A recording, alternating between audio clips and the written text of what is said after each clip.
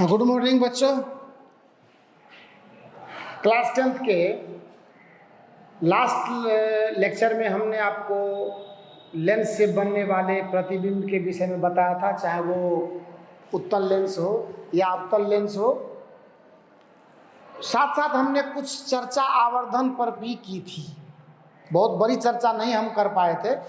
आज हम प्रयास करते हैं थोड़ा सा आवर्धन की बात कर ले आपसे, उसके बाद लेंस के पावर की बात कर लेंगे, लेंस का कॉम्बिनेशन क्या होता है उसकी बात कर लेंगे।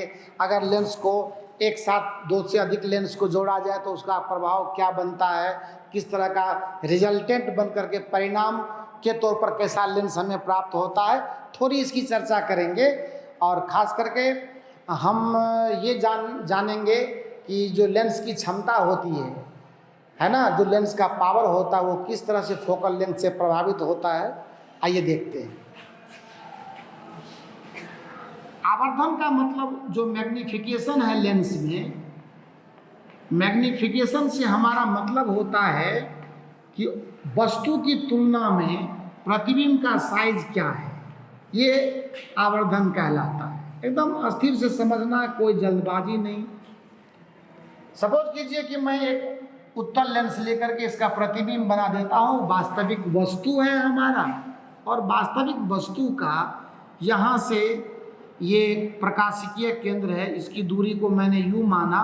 और सपोज कीजिए यहाँ इसका प्रतिबिंब कोई ये बन रहा है, तो इसकी दूरी को मैंने भी माना।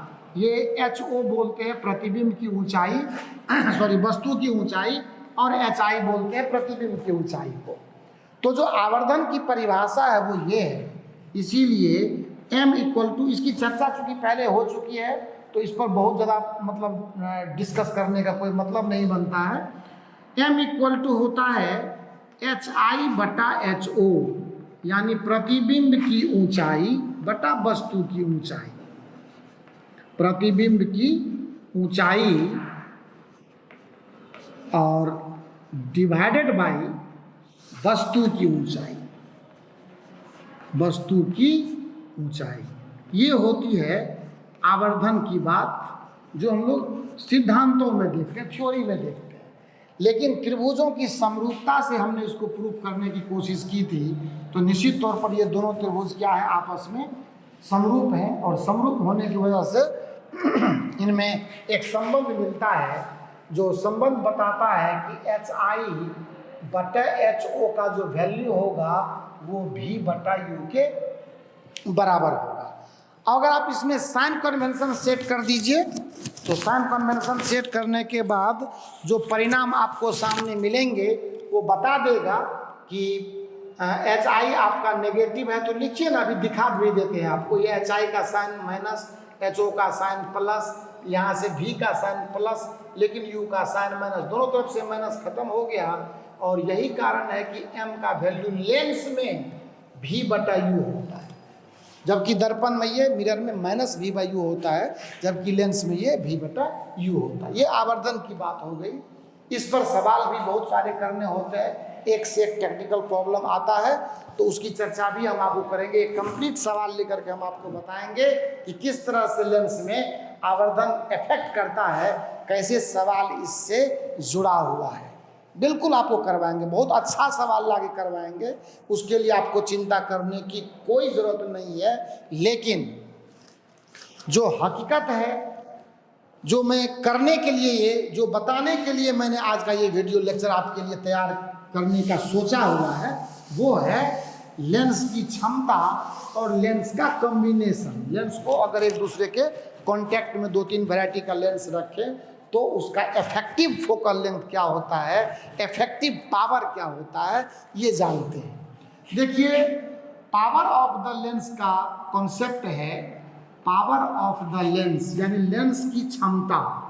पावर ऑफ द लेंस बोलते हैं लेंस की क्षमता को। थोड़ा सा कभी कभी इंग्लिश लैंग्वेज पिक हो जाता है तो चिंता नहीं करना है। लेंस की क्षमता, जिसे हम लोग P से दिखाते हैं, है ना, P इक्वल टू होता है 1/f। ये फार्मूला है पावर ऑफ द लेंस का, P इक्वल टू 1/f।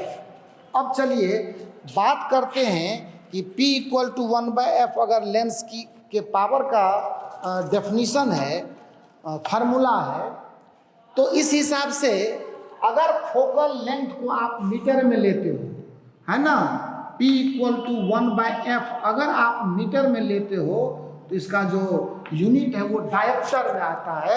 ये D इसका सिंबल है, आप डायोप्टर ऐसे इसको लिख सकते हैं, डायोप्टर, डायोप्टर इस तरह से लिख सकते हैं। तो इसका फोकल लेंथ किस में आना चाहिए? मीटर में। अब सवाल उठता है कि पावर जो आपके लेंस का, जैसे सपोज कीजिए आप दृष्टि दोष पढ़ेंगे आगे चल करके, तो दृष्टि दोष के निवारण के लिए अलग अलग प्रकार के चश्मे पहनाते हैं आपको डॉक्टर, तो कभी उत्तल लेंस का तो कभी अवतल लेंस का। उस हिसाब से आप देखिए कि अगर